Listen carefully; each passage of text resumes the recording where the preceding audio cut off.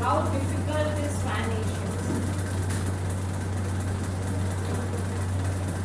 We did a class. Yes, so how difficult is it? It's okay. It's easy, na? Alright. What we did was, we basically talked about the concept of, you settle down everybody. We basically talked about the concept of Spanish. You know that there are various aspects to it, and the fact that it's regarded as a movement by some, as an ideology by others. So there are different ways of looking at Spanish. And I think that is what I did. I explained the various concepts.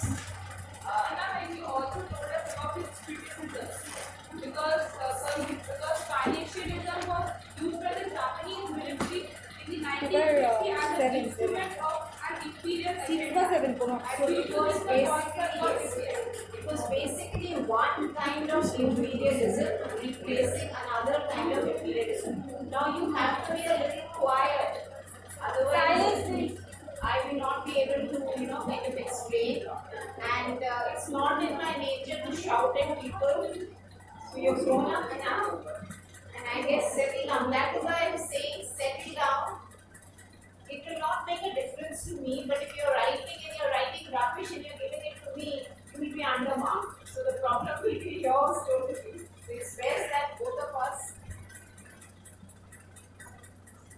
both you and I, This is our first class, offline class week. yes. So we have met previously In semester one. It was online. It was online. So we didn't,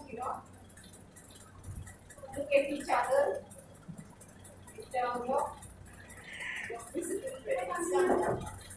Let me just give you 2 minutes for this to come. See, some of you were sending, I think one of you sent me a reference that I had given last year and said that whether it's okay or not. I don't know who that was. Not me. You. Last class. You see, what I normally tend to do is I don't repeat it. You can take a look at it, but like anybody else, I also think as I, go along taking classes from year to year, I also realize that there are certain things that probably need to be changed. So I normally don't stick to that. What I do in this term, probably make it a little easier for all of you, is that I give you a very basic reference and a synopsis, and again a basic text basically, and then a synopsis, and I give you a couple of references. My request to all of you is, I like people paying attention. If you are not interested in the class, you will listen.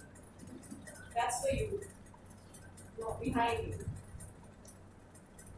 If you're not interested, I will give you attendance. I'm very happy to give attendance, and I'm very happy to have just walking in the class. It's perfectly okay. But if you're not paying attention, it's basically distracting. It's distracting for you, it's distracting for me, and I lose my concentration. So, if you're here, better be here in your full senses. Otherwise, believe me, I will not hold it against you. I'll give you attendance, and we can just carry on. Okay. Now, as I said, in every year, what I do is I try and change the reference. What I'll give you is a very, very basic encyclopedia of imperialism and anti-imperialism. There are a few pages to it, and I'll give it to you. You know what I'll do is I'll WhatsApp. All right. When you're doing something like pan-Asianism, the most important thing for all of you is to understand what pan-Asianism is, which I think is what I covered in the last class. A class से ना notes लेने शोनो and write points, because there is no point. I'm giving you a reference. That is for you to read. Now, which day you can again ask. But try and understand what I'm trying to say, because I prefer if students give me examples from contemporary times. MA, post-graduation level, into graduation ticket, different. You have to use contemporary examples. Now, pan-Asianism definition, concept, obviously, boithi ke liye. Tarpore at the simple evolution of pan-Asianism, which I very briefly, I think I had explained, the Japanese and then Chinese. Now, it's very common sense. Ita tumra cinema dekhicho, if you haven't read cinema dekhicho actually, of the world wars. Isn't it? Post-World War, there's been a change. Initially, Asia, we're talking about Asia, right? Pan-Asianism. It was Japan which was the dominant power, right? So obviously, if a movement, an ideology, or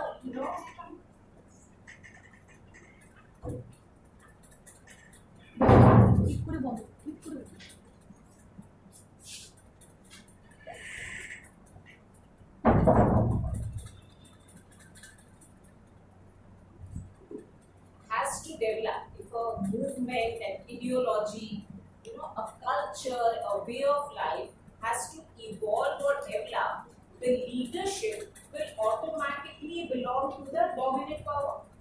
So Japan was the dominant power. In fact, if all of you are students of history, at one point in time, Japan was actually a global power. Right? You heard about the Russo-Japanese War and how the Japanese defeated Russia. So that was a phase when Japanese power, prestige was at its hell. So the movement was initiated by the Japanese. Gradually, as there was a change in power equations, particularly Second World War politically, you will see a major change in the way the world was structured. Immediately after the Second World War, তোমরা সবাই ইতিহাসে পড়েছো Cold War, about the two blocks. At that point in time, when the world was divided into two blocks, there was another major movement that actually emerged from the Asian and African countries, which became very popular in the General Assembly of the United Nations. That was the non-aligned group. Okay? So, gradually, even amongst the less developed nations, okay, the third world countries as they were called, a movement was emerging. And because this movement was emerging, in Asia too, this dominance, the dominance of Japan was gradually giving away. It was gradually ebbing. Due to the non-aligned group. Due to the emergence of other nations, not simply because of the non-aligned. And non-aligned movement, any movement like that, it was almost an institution. That is basically the result of a change in power equation. When post-colonial societies or post-colonial states, যারা তার আগে colonies ছিল, এই সময় just after the World War, don't you?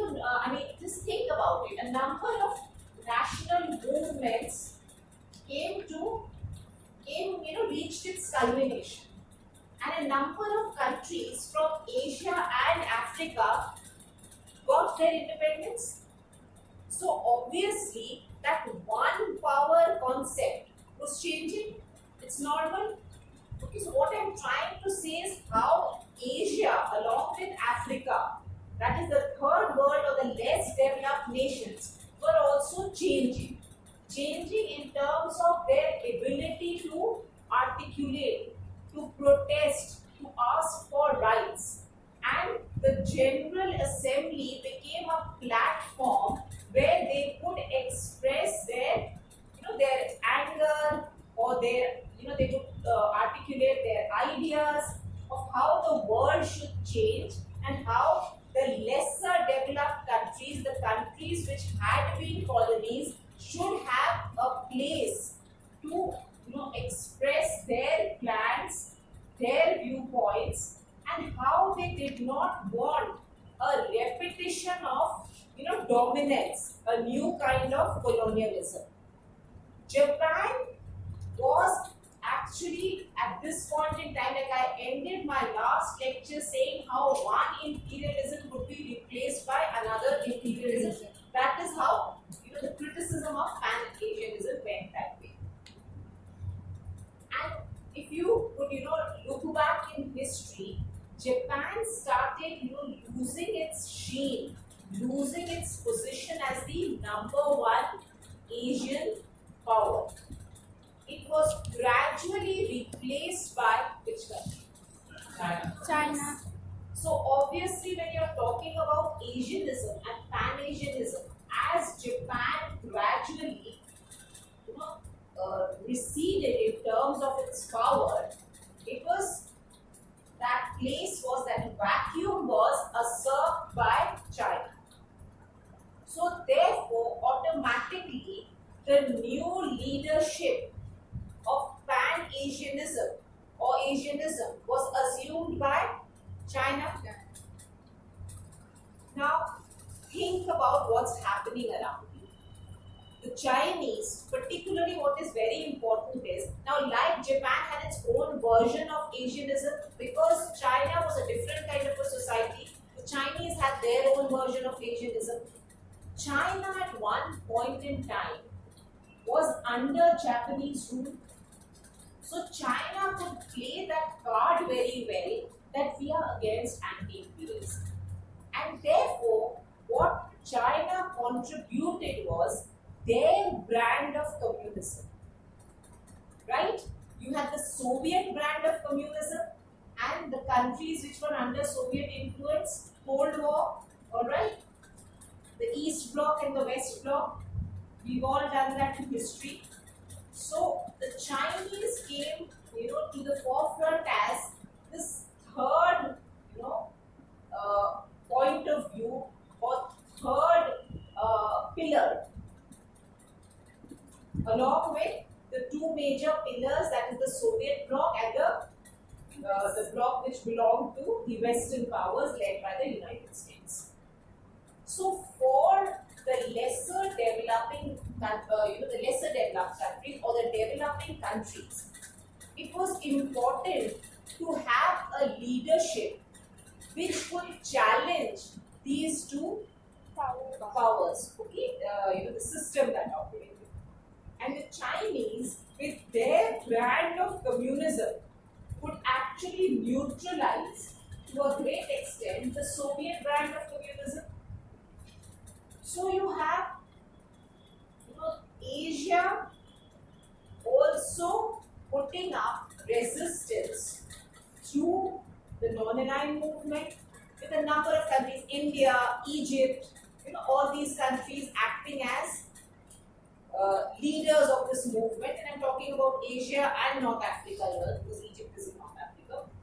And China providing, not so much in terms of the non-aligned movement, because China, again, you see there was a change in the power dynamics from Taiwan to China, to mainland China. So China assumed that space. However, it was not easy for China as well, because when you look at other Asian countries, because at one point in had been colonies, this fear of being colonized again, that was always there. Therefore, China, with its economic uh, prowess, tried to make inroads. And the fact that it now had ample say in the United Nations. What is important is, particularly in the 21st century, and I'm skipping large sections because history and evolution is something which is very easily available in the books. You will have a portion like literature review. You know there are scholarships and various variants. But what is important is how do you make it analytical? Till a certain point in time in your graduation, and I'm constantly saying that because what we expect from you now is analysis. What is available in the book will be chronology. What you have to do is add your own perspective. So, what is that one thing that happened in the 21st century that changed a lot of things?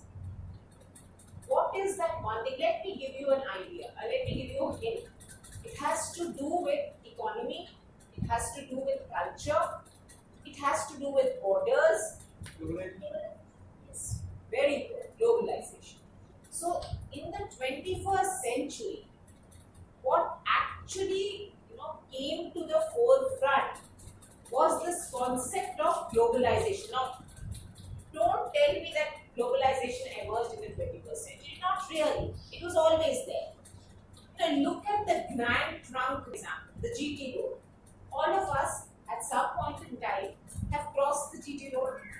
That is one of the biggest examples of spontaneous globalization, connecting one country to another. I mean, your entire subcontinent, and moving across, Afghanistan, Central Asia, you're connecting that entire space. And this, the name of the road keeps changing. But you have that one stretch, isn't it? So that was the biggest example of spontaneous globalization. And in history, as students of history, for you it's so easy to identify because what you've read in history has been travel accounts.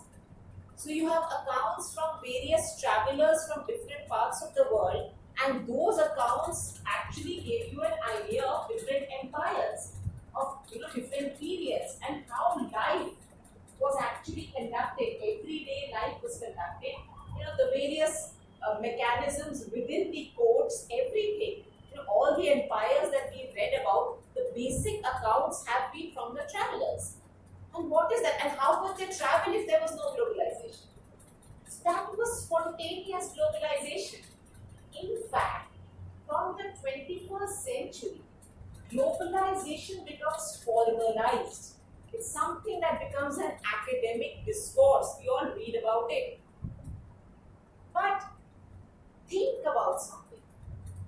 This globalization, because it is constructed, because it is formalized, it is also restrictive. You don't have visas, you can't travel. I don't think the travelers of time immemorial needed visas. They can just walk into space. So you have so many, and you go to the airports, you are frisked, and there's so many things that you have to undergo. So that is the flip side of globalization. There is nothing which is unrestricted. This is a context that I'm giving. Now, why do I get China here? Today, when you read the newspapers, you have a newspaper called China Shambhunde, key policy. It's rising economy. It's rising economy. But they are doing it under the carpet. Okay. It's rising economy. Okay. And one more thing about Russian evidentism. Tell me something that China. China's investment is not great. We're coming close to it. Yeah, COVID, of course.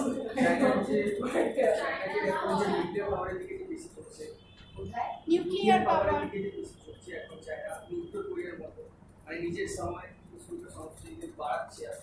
China Globalization. এগুলো কি link করে কিভাবে? And channels to investments, to loans, Electronics, Foreign policy. Globalization, travel, so many hits. We are right. So the biggest, vehicle, very good. The biggest vehicle, the biggest instrument, the biggest mechanism of Chinese attempts at being the great Asian power, which is trying to become the dominant global power, is BRI. You can actually, in the 21st century, one of the biggest examples, or that is what the Chinese want to portray, of Asianism is an Asian giant ruling over the entire world through, this term is very important, connectivity. This particular term, connectivity, is something that, that is the buzzword. Connectivity, infrastructure, global governance. And here I'm talking like a political scientist. That is why I'm saying, you have to be interdisciplinary. You cannot just look at the historical aspect. You have to see how things are changing. So you have a new kind of Asianism. There are, Bangladesh, the Bengali students, যদি মাঝে মাঝে problems হচ্ছে একটু আমাকে জিজ্ঞেস করুন. This is it. So why is BRI so important, and why do I place it within this pan-Asian framework? Because that is how the Chinese are selling it as an Asian power which has enough finance, which has enough wherewithal, which has enough power, resources at its disposal, and which can connect the world like the empires of the past, the great empires of the past. Where is the problem? So where is the problem? This is, these are the little things that you have to bring into your answer. There is something that we constantly talk about called soft power, right? And when we talk about soft power, বাংলায় যারা তোমরা মানে লিখবে বা soft power যারা ইন্ডিয়ার ক্ষেত্রে soft পাওয়ারটা কি আছে? What is India's biggest soft power? One of the biggest soft power. so there's no process, right?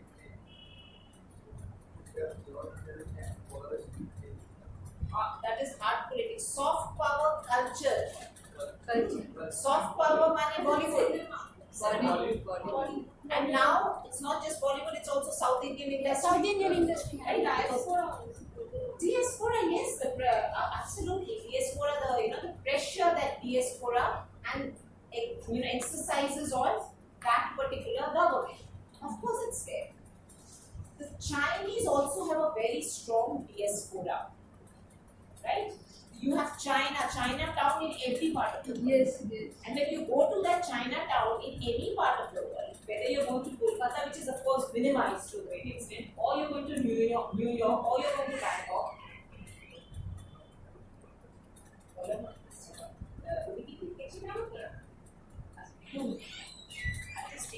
so let me just finish this slide. So when you're talking about Chinatown, the most interesting thing is you will all travel that way. That is one thing that all of you should do. And it's not expensive. Believe me, try and get scholarships, try and do something, travel.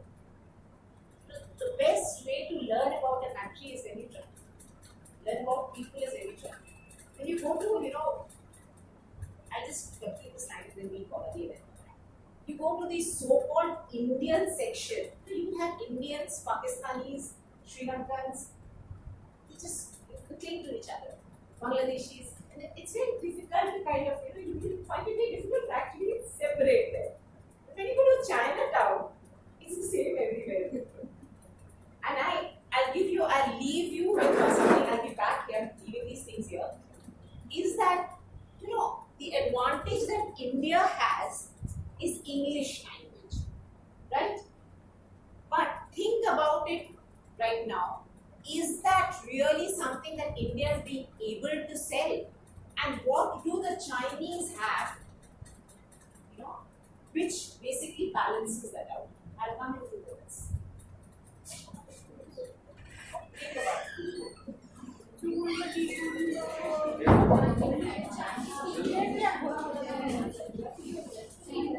about it.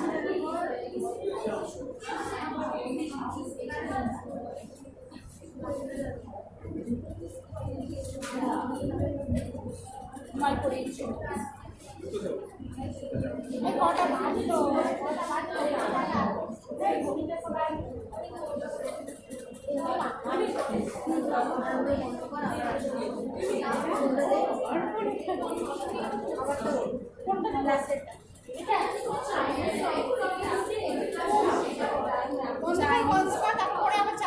আমি এই না কারা বলবে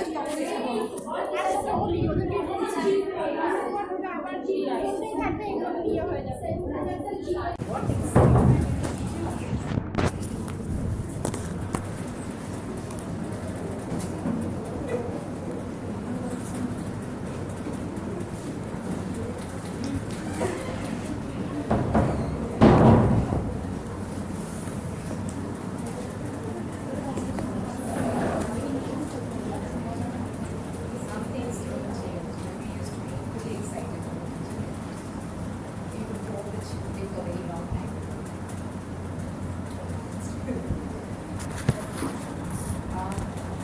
I think where did I leave? What did I leave? soft power of China. China. Now, Yes. Whenever you start to talk, there is a disturbance. this is India. This is how India works. If you're reading the newspaper, there are protests everywhere. Yes, ma'am. It's the same story every single day. See, we are a happening country. Something like that happens. So I was talking about, see, the advantage everybody says is because of the fact that we were a British colony for the longest period of time, is that we basically have proficiency in English. Now, is that an advantage? Have we been able to use that? Or everybody talking about the Chinese disadvantage, right? The fact that they are not so proficient in English. Is that true? Yes. And we also see Chinese language also gaining a lot of currency. Mandarin. Mandarin, especially most of Southeast Asia, like the after their own language, Chinese language stands second in this. That's precisely what I was trying to come at. But in the 21st century, soft power is important. Obviously, hard power will always be primary. Soft power is important. For any country, the Chinese, here as an example, to be the leader of a particular space, you have to also have soft power. So the Chinese, instead of trying to tell the world that they are proficient in English, are actually making Mandarin very popular worldwide. If you ever have the opportunity of going to Egypt and visit the pyramids, all of you should, you will see that, you walk out of that space, you will have small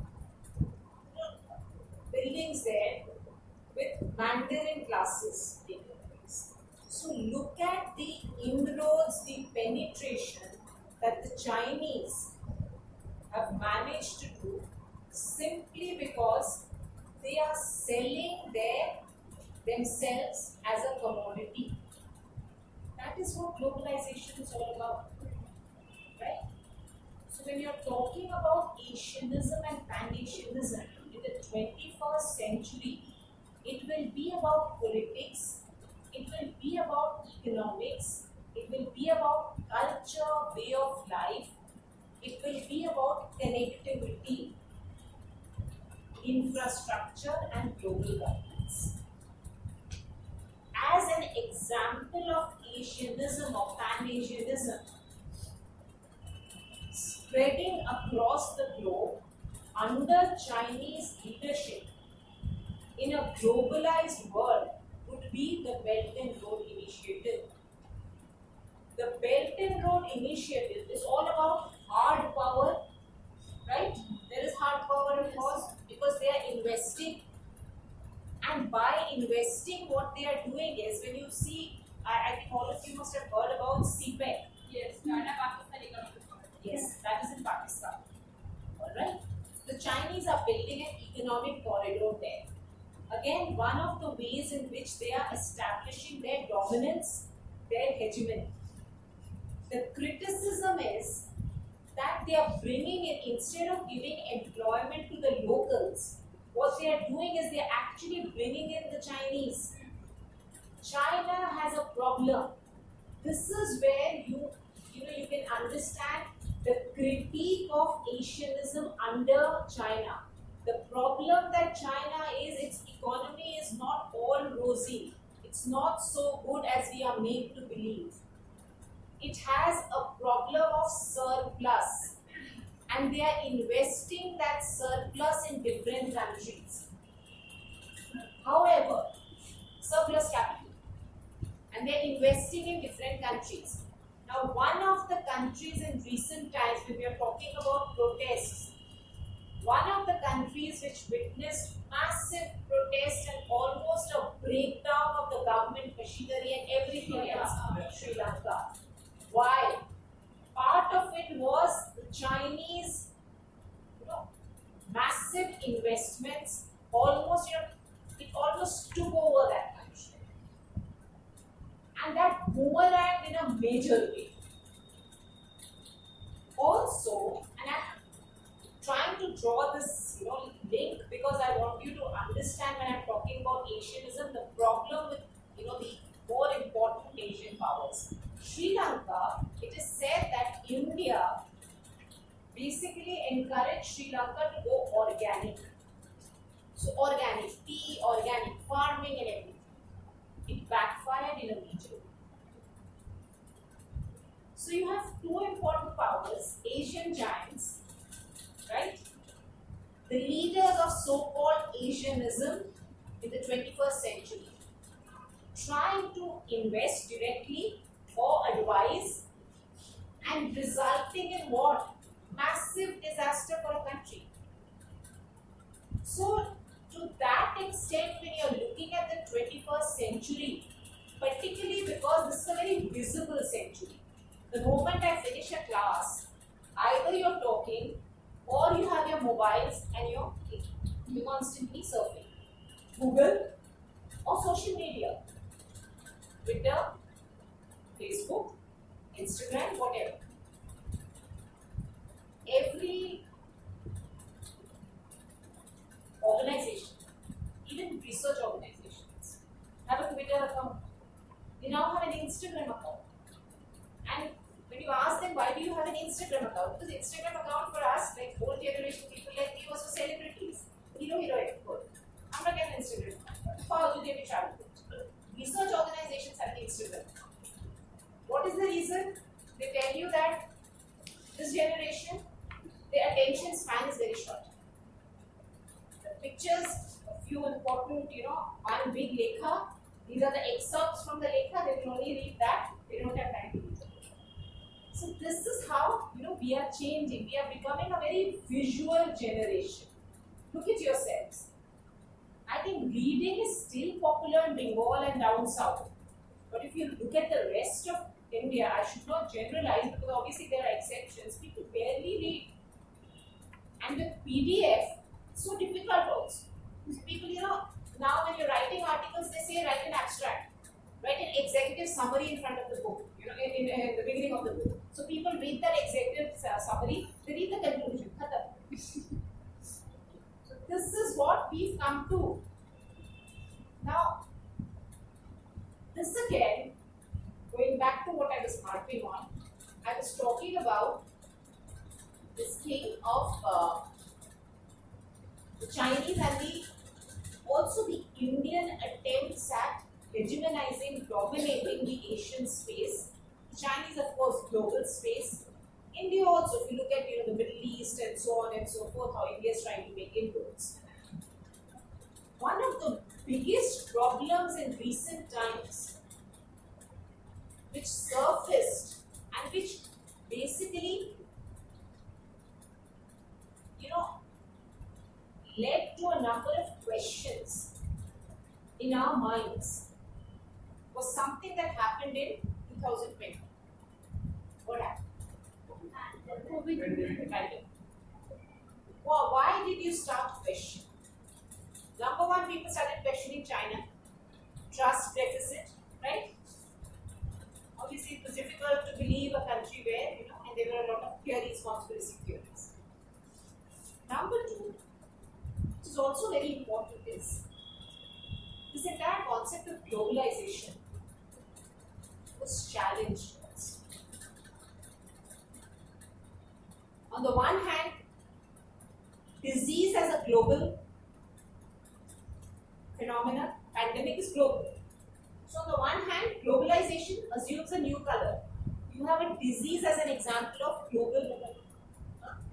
But at the same time, when all of us were sitting inside our houses, right, locked inside, lockdown, all of us sitting inside. One thing that we noticed is how a lot of global influences came crashing down. And it was the local which became very important. Your local movie khana dukan became very important. The malls were closed. So Spencer at times was open, at times was not closed. And other varieties, you have Spencer, you have Big Bazaar, you want whatever. People didn't want to go inside. Right? Till very recently, and even now some of you have masks on. So that fear of being inside. So what actually helped you? The movie khana dukan, right? Yes. And your local chashi brought you vegetables at a particular point. So that's totally local. The movie khana dukan was also selling Kellogg's. What is Kellogg's? A global brand. And it was being sold in wherever you stay, at a local store. So what is this concept called? Global. Something that I did in the last term also. I don't know whether I did it with you or. So this is again when you're talking about any ideology, any movement, the importance of the context, the importance of the environment, the ambience is critical. So you will talk about, do you have a problem there? No, you don't have to stand up in my class. Nobody stands up in my class. Because if you যদি বুঝতে পারছো না, ask me. Okay. It's okay, you can talk, that's all right. So how could you connect this in this entire concept of Asianism or Pan-Asianism in the contemporary context? Now, one thing is globalization, localization, which we talked about. So there are local flavors that become very important. The local once again becomes very important. There are various units. You have the local, you have the national, you have the global, or the regional also. The regional organizations and South Asia as a region, like this particular department is, or Southeast Asia. So you have these various tiers.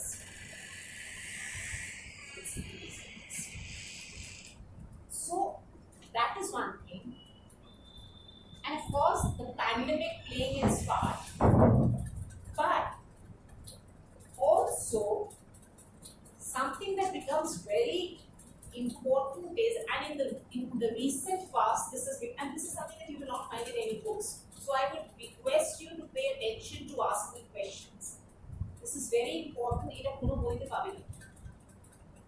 Another thing that I want to tell you is something that has happened in the recent past violent thing which is going on has also led to a major change in the way the world works. Notice it? That is important. UK and Russia.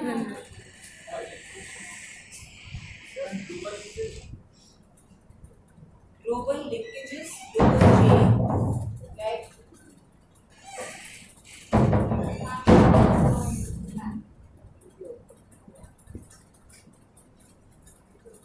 so you have, like, Ukraine is supposed to be the wheat basket of the world. Produces wheat in enormous quantities and it is sold to different parts of the world. Because it cannot, India has also started exporting wheat. It was always exporting a little bit more, particularly to the Middle East. So there again an advantage, right? So when you're talking about this is an advantage also in terms of Asianism. This was a very micro level thing that I'm talking about. Macro level, what did China and India do? What was the position that they took in the Russia-Ukraine war? It was China supplied the weapons to Ukraine. No,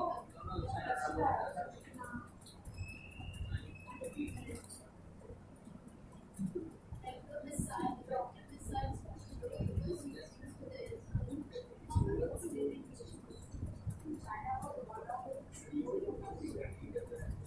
China did not support Ukraine. China actually almost, not so openly supported Russia. What did India do? Supported both. It was supporting neutral things. And but in the United General Assembly, there were 2-3 attempts whereby they wanted to pass a bill, whereby they wanted to condemn Russia's action as an expansion. Okay, now one thing that all of you need to understand. When you are writing as academics, you cannot write like this. India took a neutral stance. It abstained most of the time.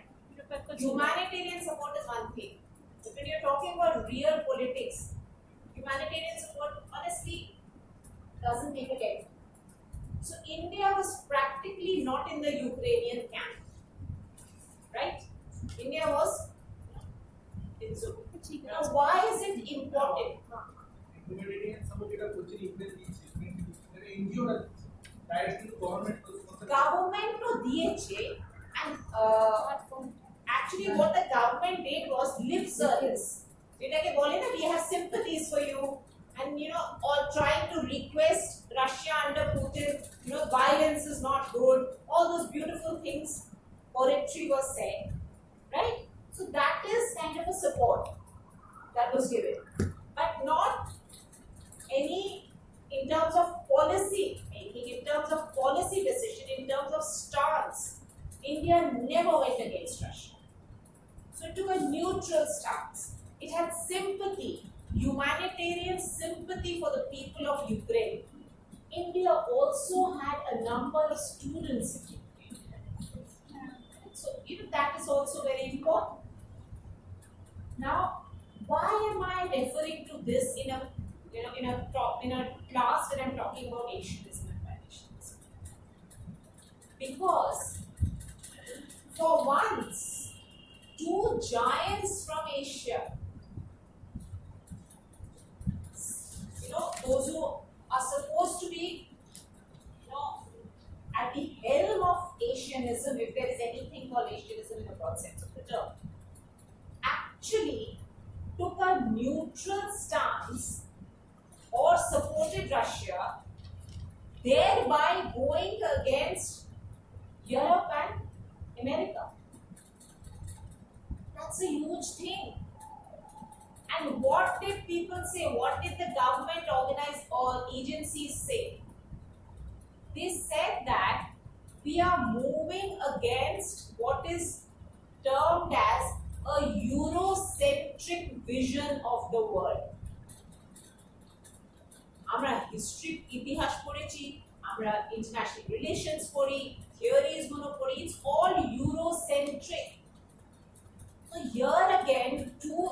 Asian giants actually made it very clear that the Eurocentric vision does not work for this area, for this space, because what is important is national interests. What is important is that most of these countries have to gain from Russia. There was also counter narrative. Like she said at the beginning of the class, the Taliban takeover of Afghanistan. There was violence, right? America just walked off. There was violence, there was mayhem, there was chaos. There is a civil war going on in Syria. There are so many problems in Yemen, in Sudan, in Libya, in Iraq. Are these lesser? Are these lesser people? Why is it that the West, Europe, and North America do not pay attention to this? Are human beings who belong to this part of the world less important? Are their lives less important? So this was actually যাকে বলে international relations in একটা coinage আছে optics, image optics. That is very important. This is basically a kind of optics where two Asian giants are actually saying that this happens in our part of the world also. But it doesn't really make a difference to you. So if something is happening in your part of the world, why should we actually do something which is against our national interest? Right?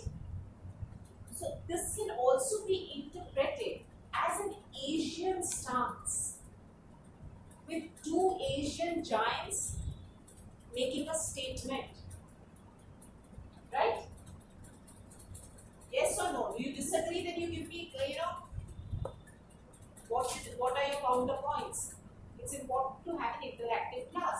Think along these lines.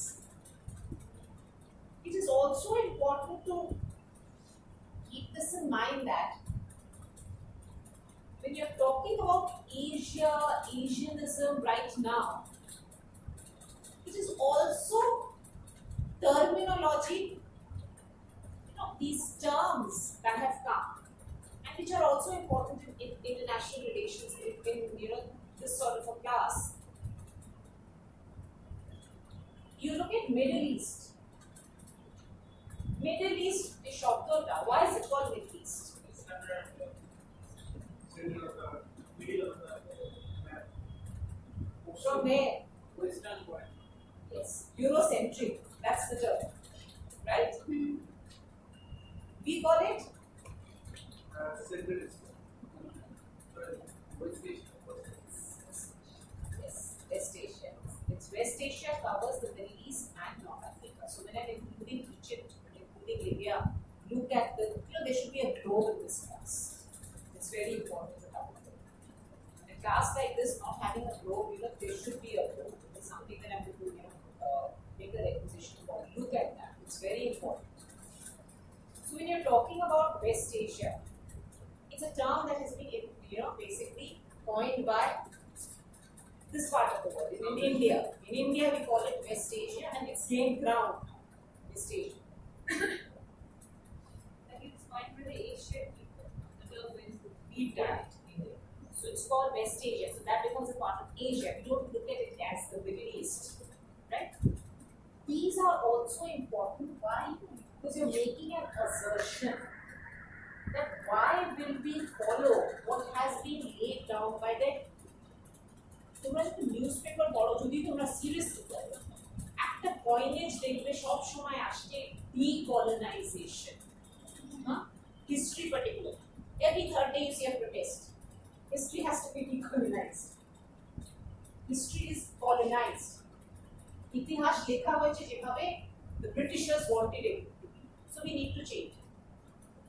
These are also examples of people from the region protesting, trying to bring about a change.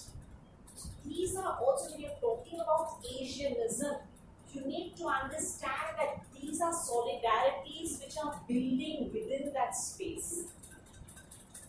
So you could call them solidarities. আমি জানি না তোমরা এটা জানো কিনা 2010-11 একটা আরব uprising হয়েছে, right?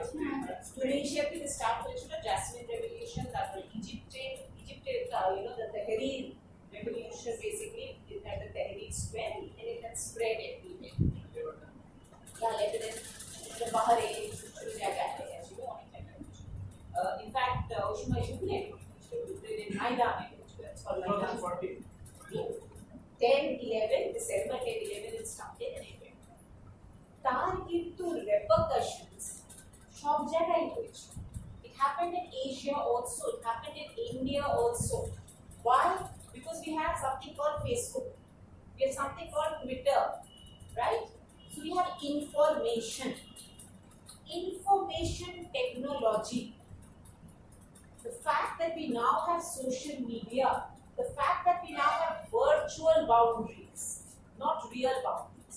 যখন কোভিডের সময় আমরা অনলাইন ক্লাসেস নিয়েছিলাম, we didn't even look at each other. Right? This is the first time we are meeting. We lived in a virtual world. So can you ask this question? How important are regions? When we're talking about Asia, we're talking about Asianism. There are limits to it because to a certain extent, we are also living in virtual world. Right? So influences will come from all over. It could, number one, consolidate a movement like Asianism because you have ideas from everywhere in the world. On the other hand, it could weaken a movement like Asianism because at the end of the day you realize it's basically a virtual unlimited world. Are you getting the contradiction?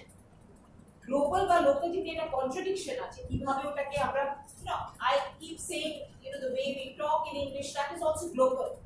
Indian English is different from English. English, it's not just English, it could be, Canadian English, it could be Bengali English, it could be anything. It's global, right? Just food.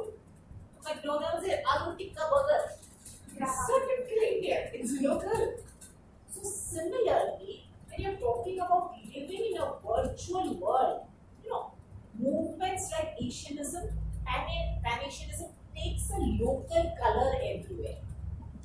In India, it will take one, not just India, maybe a part of India will take one color. In another part of India, it will take another color. When you're thinking about limits to movement ideology, this is also something because there's so many influences from so many ends. So, are ideologies, are movements safe? Are they really that effective? Or are they actually becoming more effective because we have more information? But the color is changing, it's becoming a little local. Right? See, we have variations. You have Bengali serials being made into Hindi. You have a Z channel which has, Arabic Z channel. Very popular. Daily soaps are very popular. Even in Afghanistan, at one point in time, we were traveling there in a team and we could see Hindi TV serial, which at that point in time was very popular. But this was much later, when things go later. Kyunki Saas Bhi Kabhi Bahu, it was playing in the the place where we went to eat, that common restaurant that we went to eat. It was playing in the background. You had Shah Rukh Khan in Central Asia. We talked about Central Asia. In Central Asia, even today, Raj Kapoor, of course, is popular. So is Shah Rukh Khan. In Central Asia, even today, who's the biggest star? Mithun Chakraborty. In Russia also. In Russia also. There was this serial called Ultimate Dasi, which also became very popular in India as well. Yes, absolutely. Pakistani serials, Yeah. Turkish serials, Korean dramas. Korean K-pop. तुमने देखी जाने?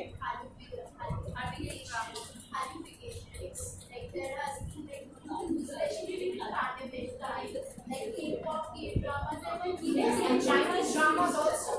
So Chinese drama is against another soft power where India and China can basically, they can compete. And you have K-pop.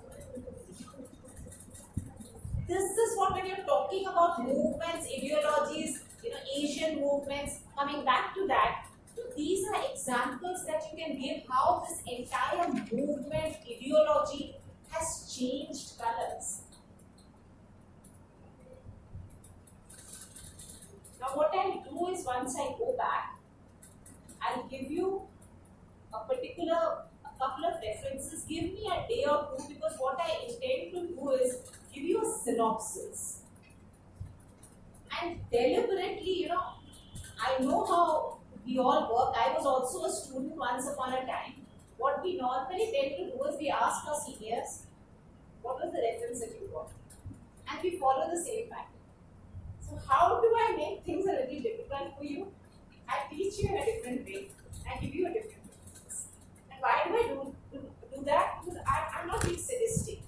I'm trying to tell all of you that you're bright young men and women.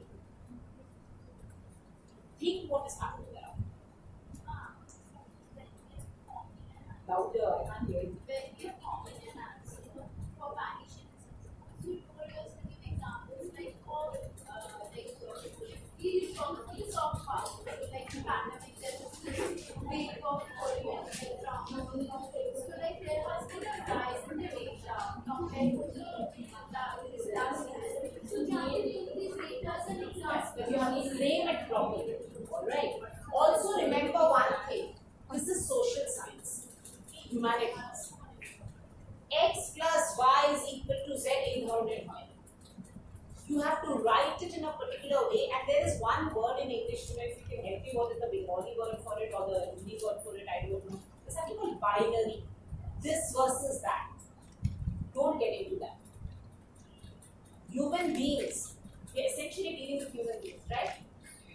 Cannot be divided into this versus that. Let me tell you, I'll just end with this, as we grow up, we change in a number of ways. It's not always like politicians who are defecting and changing colors, but as human beings also, when you start, in your early phases, maybe you are attracted to a particular ideology or way of life. And as you move, a lot changes within you. So don't ever divide anything into a binary, this or that. There are layers.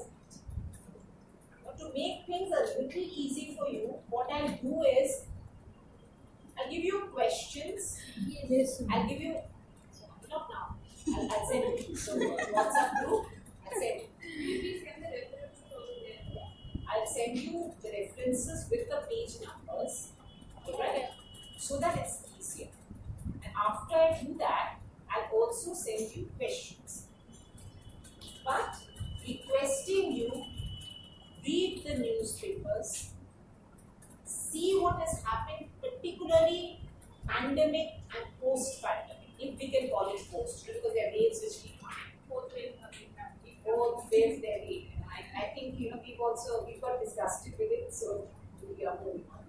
But try and add the effect, because particularly when you're talking about China, there is a lot of distrust with respect to China because of the pandemic. So has that in any way affected its place as one of the leaders of plantations? And by that, I request you not to read anything from anywhere. You can read other references also, but please be assured that the reference that you can get so much reference is available in the market. Do not get attracted by very, very basic level of analysis. The those notes that you get, don't get attracted by that. It's not going to help you. And I can understand, where is it coming from. So don't do that. The references which will be, particularly the basic, what I do is I give a basic text. I call it the basic text, which is basically this encyclopedia. You will see it's very simple. After that, along with that, I give you a couple of references. Everybody's laughing, I don't know why. But anyway, those references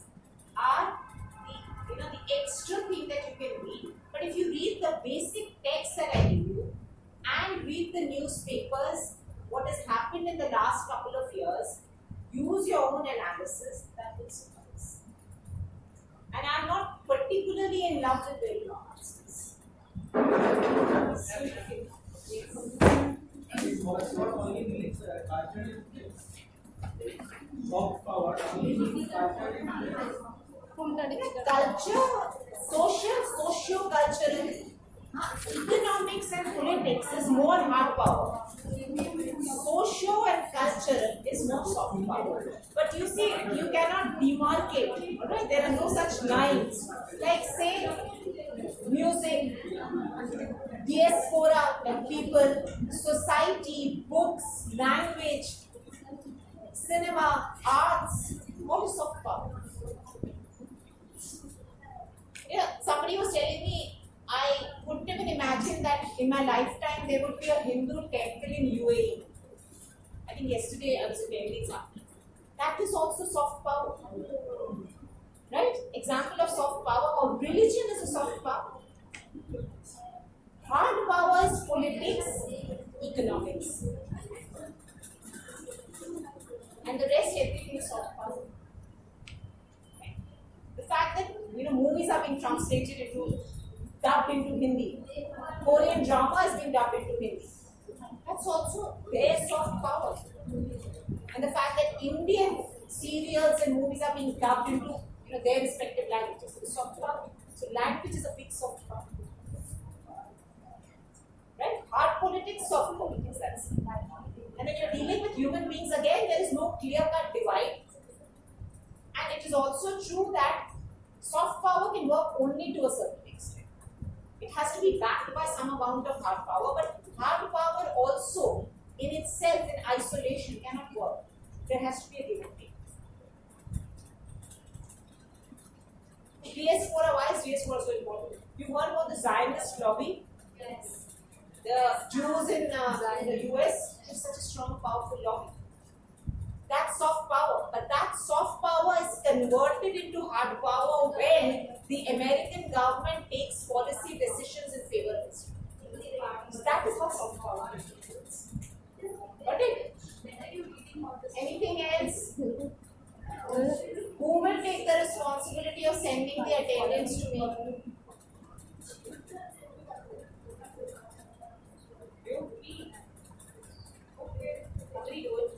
Listen, as I Ma'am, said, there is a register actually. Yeah, if you take 1 minute or 2 minutes, I bring it up. I know it is very, very basically wrong, unethical, but honestly, if you don't want to attend the class, fair enough, tell me. Thank you very much. Thank you, ma'am. And as I said, if you have questions, please do go ahead. Anybody has any questions? Right. Hey,